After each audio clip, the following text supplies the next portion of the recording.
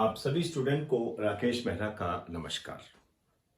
मैं राकेश मेहरा जी की क्लासेस की तरफ से आप सभी का हार्दिक स्वागत करता हूं। आज इस चैनल पर मैं जो लेक्चर आपको देने जा रहा हूं, उसका संबंध खेल से है। इस पूरे लेक्चर में मैं आपके साथ खेल से संबंधित बात करूंगा, लेकिन खेल के बारे में जो मैंने आपको इससे पहले जो लेक्चर दिए हैं, ये उससे थोड़ा अलग है। मैंने कई बार ओलंपिक पर आपसे बात की है और फुल डिटेल के साथ बात की है, लेकिन आज मैं आपके लिए उन बेहतरीन क्वेश्चंस को लेकर आया हूं जो एग्जाम में आ चुके हैं और अक्सर हमारा ध्यान उसकी तरफ जाता नहीं है। उन सबको इकट्ठा करके मोतियों के रूप में मैंने इस लेक्चर को तैयार किया है। आप इन मोतियों को बिखेरने ना दें, इस प्रकार की उम्मीद मैं आपसे करता हूं। ये वो क्वेश्चंस है जो आपके एग्जाम में आने की पूरी ताकत रखते हैं, और ताकत क्या रखते हैं, आ चुके हैं। इसलिए मुझे नहीं लगता कि आपको ये बताने की जरूरत है कि ये कितना इंपॉर्टेंट है। आइए इंपॉर्टेंट की इस कड़ी में इसकी शुरुआत करते हैं हम। और हमारी शुरुआत में जो पहली स्लाइड है, आप देखिए, 2 क्वेश्चंस है। भारतीय टेस्ट क्रिकेट टीम के प्रथम कप्तान।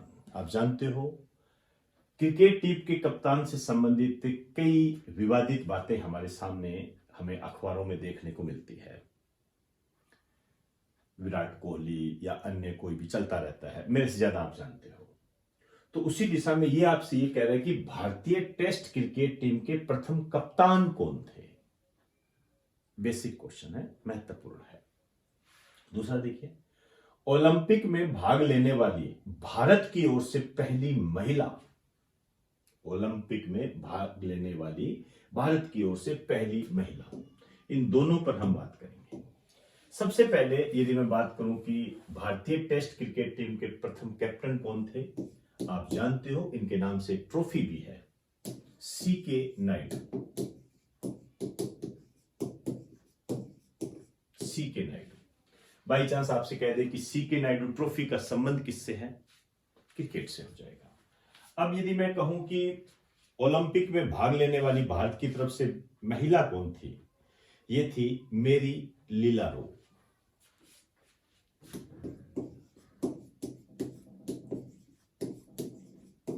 मेरी लीला रो, नोट कर लीजिए इसको फटाफट। ये दोनों क्वेश्चंस मेरे अनुभव के आधार पर मोस्ट है।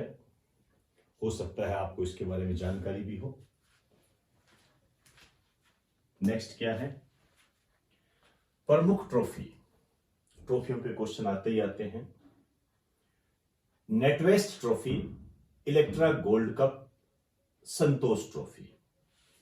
नेटवेस्ट ट्रॉफी के बारे में मुझे लगता है मैं आपको शायद बता चुका हूं, नेटवेस्ट ट्रॉफी के बारे में।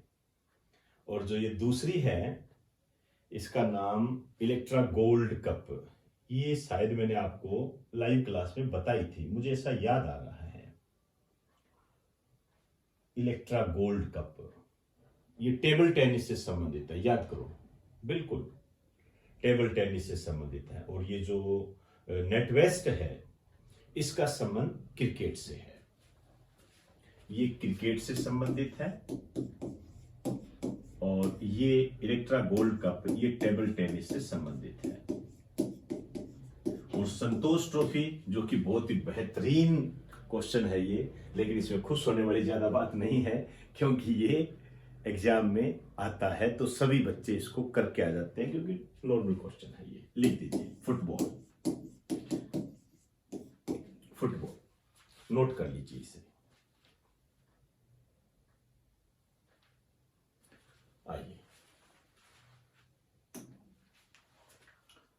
खेल से संबंधित शब्द है हमारे सामने। शब्दों पे क्वेश्चन आते हैं। आपसे एग्जामिनर ऐसे पूछेगा कि वॉली, स्मेश, सर्विस शब्द का संबंध किससे है, बनाना किक का संबंध किससे है, एग्रीकल्चर शॉट का संबंध किससे है, यामे का संबंध किससे है, screwback, cue sport, stroke, short jenny, cannon, इसका संबंध किससे है?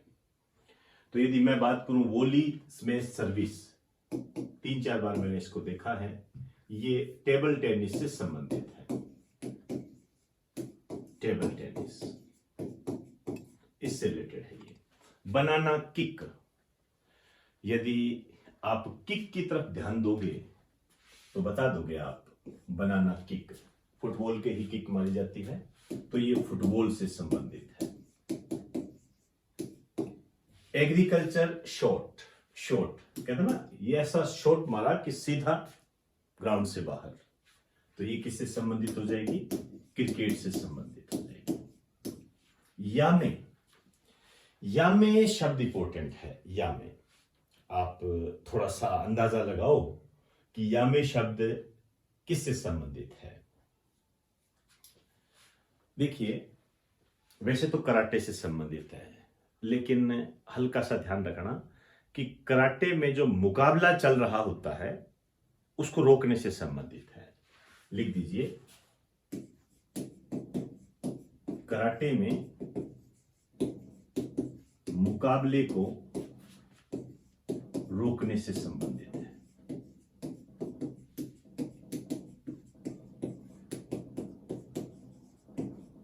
मुकाबले को रोकने से संबंधित है। और नीचे जो आपको दे रखे screw back, cue, spot, stroke, short jenny, cannon, ये बिलियर्ड्स से संबंधित है।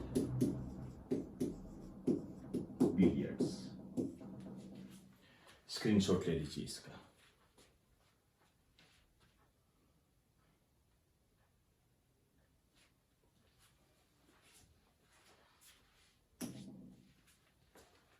The word beneath his feet. The word beneath his feet. क्या है ये?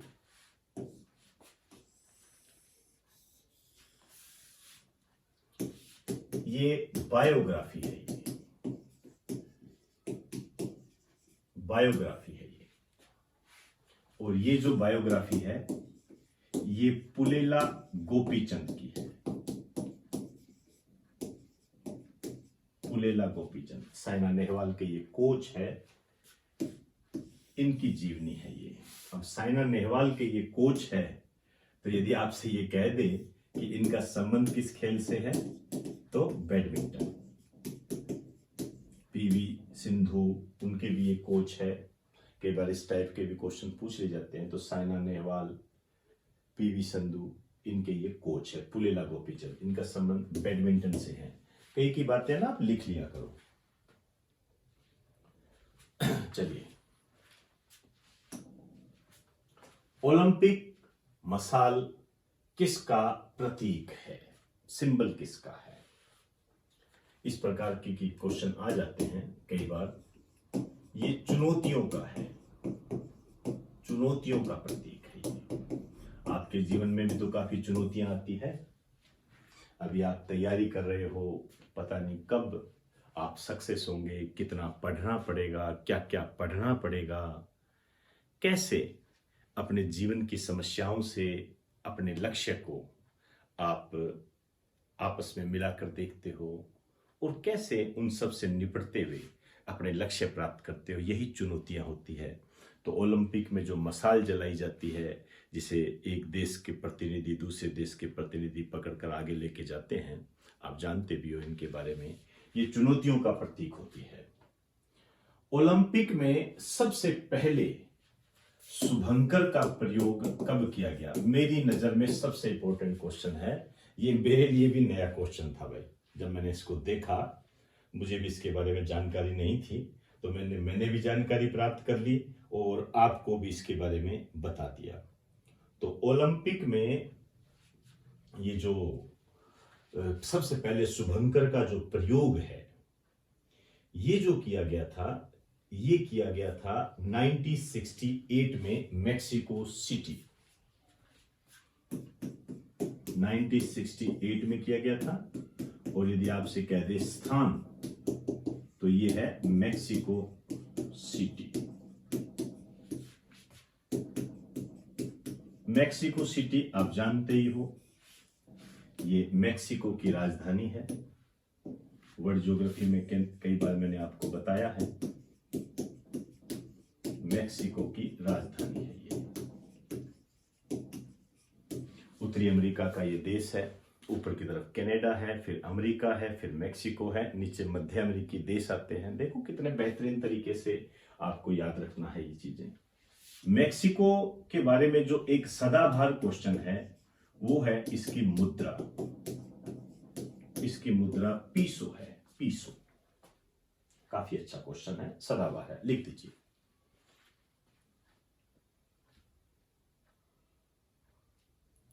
तो दोस्तों, आज मैंने अपना ये लेक्चर खेल को समर्पित किया है।